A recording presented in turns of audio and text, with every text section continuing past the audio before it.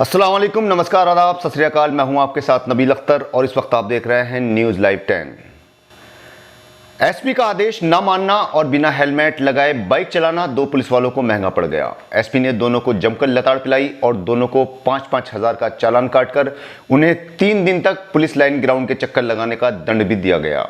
दरअसल जब से एसपी नीरज कुमार जादौन ने पुलिस के एसपी की सीट संभाली है, उन्होंने लापरवाह पुलिसकर्मियों पर सख्ती कर दी है। उन्होंने सभी पुलिसकर्मियों को आदेशित किया है कि कोई भी पुलिसकर्मी बिना हेलमेट के बाइक न चलाए, लेकिन पुलिस को सुनने की नहीं सुनाने की आदत होती है, जिसके चलते चंद पुलिस वाले ही एसपी के इस आदेश को मान रहे हैं।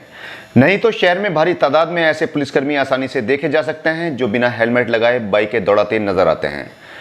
मगर चांदपुर थाने में तैनात दो पुलिस वालों को बिना हेलमेट बाइक चलाना भारी पड़ गया। जब ये दोनों बिना हेलमेट के बाइक पर जा रहे थे तो किसी ने इनकी वीडियो बना ली और सोशल मीडिया पर वायरल कर दी।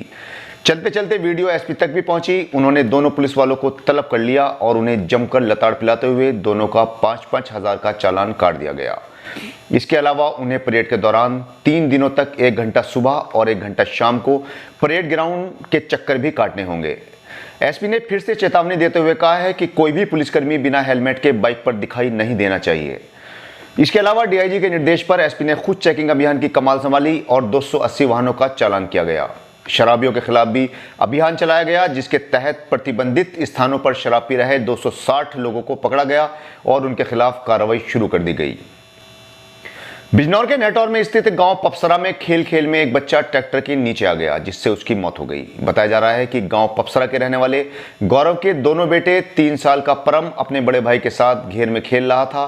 वहीं पर ट्रैक्टर खड़ा हुआ था और उसमें चाबी लगी हुई थी। खेल में परम के बड़े भाई ने ट्रैक्टर में लगी चाबी को घुमा दिया और सेल्फ लगाकर ट्रैक्टर को स्टार्ट कर लिया। उसने गियर डाला और ट्रैक्टर चल पड़ा। ट्रैक्टर के सामने खड़ा परम पहिए के नीचे आ गया। आनन फानन में उसे अस्पताल ले जाया गया, जहां डॉक्टरों ने उसे मृत घोषित कर दिया। परम की हादसे में मौत हो जाने से पूरे परिवार में कोहराम मच गया। नगीना में सरकारी मकान दिलाए जाने के नाम पर 49,500 रुपए की ठगी का मामला सामने आया है। ठगी का शिकार हुए गांव बिंजाहेड़ी के रहने वाले खुर्शीद ने बताया कि उसने प्रधानमंत्री आवास योजना के तहत मकान का फॉर्म भर रखा था। उसके पास एक फोन आया जिसमें उसे बताया कि वो लखनऊ से बात कर रहा है और उनका मकान का पैसा पास हो गया है। खर्चे के तौर पर उसने खुर्शीद से अलग अलग खातों में 49,500 रुपए डलवा लिए और उसके बाद से उसका फोन स्विच ऑफ आ रहा है। अब खुर्शीद को यह एहसास हो गया कि उसके साथ धोखाधड़ी हो गई है। अब उसने पुलिस में तहरीर देकर कार्रवाई की मांग की है। हम आपको बता दें कि बिजनौर में ऐसे कई केस सामने आ चुके हैं जिसमें ठग अपने आप को लखनऊ मुख्यालय में काम करने वाला अधिकारी बताकर पैसा अपने अकाउंट में डलवा लेता है। कई लोग जग हंसाई के डर से इस बात का खुलासा भी नहीं करते और ठगी का शिकार हो जाते हैं। धामपुर के गांव सरखड़ा में एक महिला ने बिजली विभाग के जय पर उसके साथ छेड़खानी करने का आरोप लगाया है। गांव सरखड़ा की रहने वाली एक महिला ने बताया कि कुछ दिनों पहले उसके घर पर विद्युत विभाग से 2 जय आए और उसको बताया कि उसके ऊपर बिजली विभाग का 50,000 रुपये बकाया है। महिला का कहना है कि उसके पास 8,000 रुपये थे जो उसने उन्हें दे दिए, बाकी पैसे किस्तों में दिए जाने की बात कही, जिस पर उनमें से एक जय ने उसका हाथ पकड़ा और बिजली घर आने को कहा। 16 जून को वो एक दूसरी महिला के साथ बिजली घर पहुंची तो जय ने उसके साथ छेड़खानी शुरू कर दी। इसकी तहरीर महिला ने थाने में दी है। दूसरी ओर जय का कहना है कि महिला झूठ बोलकर उसे फंसाने की कोशिश कर रही है। पुलिस ने मामले की जांच शुरू कर दी है। नजीबाबाद में मेला प्रदर्शनी की आड़ में बालाओं से अश्लील डांस करवाया जा रहा है, जिससे इलाके का माहौल खराब हो रहा है। नौजवान पूरी रात इन बालाओं का डांस देखते हैं और अपने पूरे दिन की कमाई इन पर न्यौछावर कर देते हैं। बताया जा रहा है कि यह मेला नजीबाबाद के मोहल्ला हर्षवाड़ा में चल रहा है। इस मेले की एक वीडियो सोशल मीडिया पर जमकर वायरल हो रही है। स्थानीय लोगों ने पुलिस से मेले में से डांस पार्टी को हटवाए जाने की मांग की है। बिजनौर में सख्त गर्मी के चलते कारोबार चौपट हो चले हैं। आग उगलता सूरज लोगों को झुलसाने का काम कर रहा है और लोगों ने अपने आप को घरों में कैद कर लिया है। सड़कें सुनसान हैं और कारोबार पूरी तरह से चौपट। बहुत ज़रूरी काम से ही लोग सड़कों पर निकल रहे हैं और गर्मी से राहत पाने के लिए लस्सी, शरबत और गन्ने का जूस पीते हुए देखे जा सकते हैं। रोडवेज बस अड्डे सुनसान हैं और लोग घरों में कैद। चांदपुर के गांव पीपलसाना से पुलिस ने मिट्टी का खनन कर रही 4 ट्रैक्टर ट्रालियों और एक जेसीबी मशीन को पकड़कर अपने कब्जे में ले लिया है। हम आपको बता दें कि प्रशासन द्वारा अवैध खनन पर रोक लगाए जाने के सख्त आदेशों के बावजूद इस क्षेत्र में खुलकर खनन हो रहा है, जिस पर पुलिस ने अपना चाबुक चलाते हुए 4 ट्रैक्टर ट्रालियों और एक जेसीबी मशीन को अपने कब्जे में ले लिया है।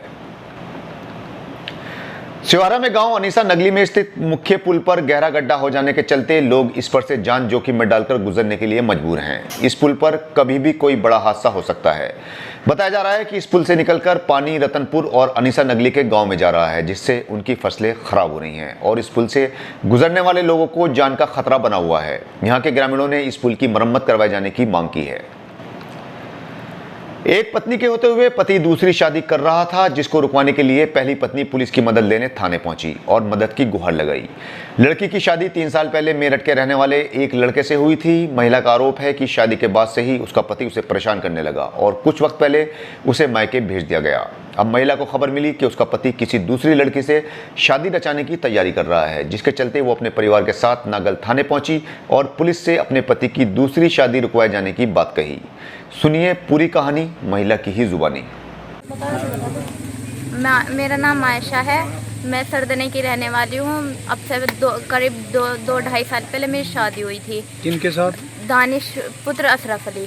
क्या नाम बताया था आपने? आयशा जी। और उसके बाद से ही वो मतलब शादी के 1-1.5 महीने बाद से ही वो मुझे परेशान करते थे और दहेज की मांग करते थे। दहेज मेरे घर वालों के जितना बस की तो उन्होंने दिया और उसके बाद से ही वो 2 लाख रुपये और एक कार नकद कैश मांगने लगा। उसके बाद मुझे मारपीट के मेरे घर भेजी और वहाँ से भेजने के बाद अब यहाँ पे दूसरी शादी करने के लिए नांगल आया है, सूती नांगल।